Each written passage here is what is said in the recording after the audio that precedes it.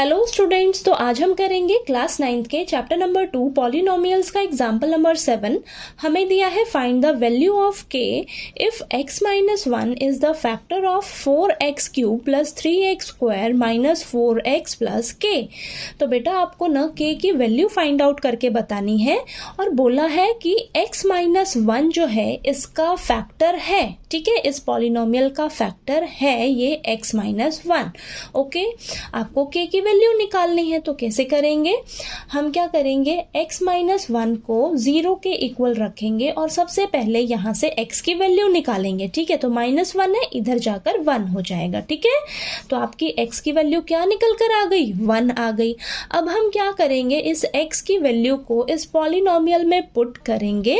ठीक है, पुट करके वहां से k की वैल्यू निकालेंगे। ठीक है, और इस पॉलिनोमियल को हम 0 के इक्वल रखेंगे। ठीक है बेटा, चलिए करते हैं। तो यहाँ पर देखिए आपको ये पॉलिनोमियल क्या दे रखा है, 4x cube plus 3x square minus 4x plus k। ठीक है, तो यहाँ पर x की जगह हम क्या रखेंगे, 1 रखेंगे। ठीक है, अब ये आ जाएगा आपके पास 4 इंटू 1 का क्यूब प्लस 3 इंटू 1 का square minus 4 into 1 plus k। ठीक है, तो ये आ जाएगा 4 प्लस 3 माइनस 4 प्लस k। ठीक है, तो 4 से 4, ये प्लस का 4 है माइनस का 4 है, कैंसल हो जाएगा।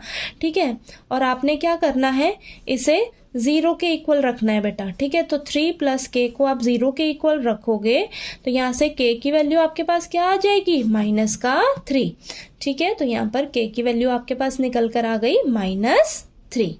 ठीक है, k की वैल्यू आपको निकाल कर बतानी थी। ओके, तो यहाँ पर देखिए अगर आपको बोला जाए कि चेक करके बताइए कि ये इसका फैक्टर है या नहीं, किसी भी पॉलिनोमियल का ये फैक्टर है या नहीं मान लीजिए, तो चेक करने के लिए हम क्या करते थे, वही x की वैल्यू निकालेंगे और उसमें पॉलिनोमियल में पुट करेंगे। हमारा आंसर जो है वो 0 निकल कर आना चाहिए, तब हम क्या कहते हैं कि ये इसका फैक्टर है।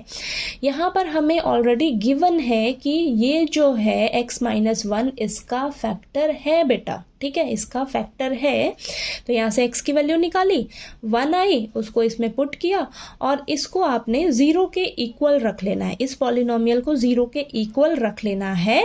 ठीक है, तो यहाँ पर मैंने 0 के इक्वल रखकर k की वैल्यू निकाल ली है। ठीक है, ओके, क्योंकि यहाँ पर हमें बोला है ये इसका फैक्टर है तो ये आपका 0 के इक्वल हो जाएगा। ओके, तो यहाँ से हम k की वैल्यू निकाल लेंगे। तो यहाँ पर हमारी k की वैल्यू निकल कर आ गई। ओके, एग्जाम्पल नंबर 7 आपको क्लियर हुआ। ठीक है, चलिए अब एग्जाम्पल नंबर 8 करेंगे हम। ओके।